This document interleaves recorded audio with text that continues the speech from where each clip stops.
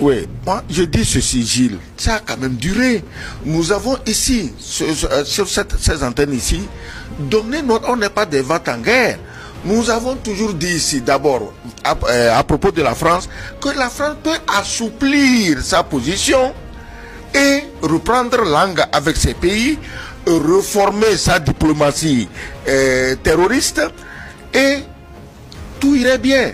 Mais comment se fait que l'arrogance et les mauvaises humeurs de Macron déterminent la diplomatie de tout un pays comme la France, un grand pays comme la France? L'arrogance d'un gamin détermine sa diplomatie et voilà où on arrive.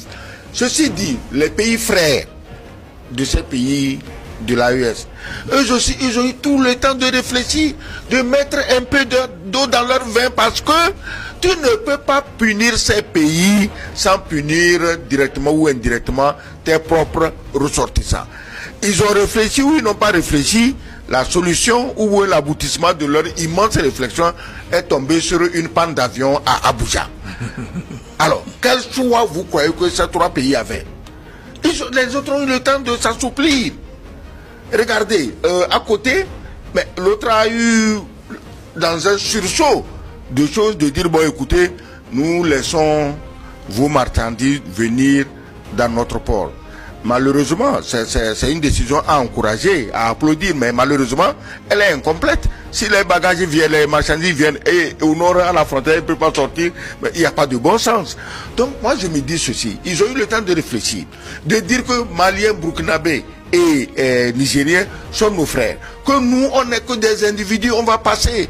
Je suis président aujourd'hui, c'est bon, même si je fais encore 2-3 mandats, c'est rien dans la vie d'un pays. 15 ans de nouveaux mandats, c'est absolument rien. Nous allons partir demain, nos populations, les enfants qui sont en train de naître, c'est à eux que nous voulons laisser ce mauvais héritage d'inimitié entre des peuples que tout lit, qui sont des frères et des sœurs. Avant la CEDEAO quand même, les ressortissants des différents pays vivaient les uns chez les autres. Qui aujourd'hui et pour quel motif porterait atteinte à cette évidence?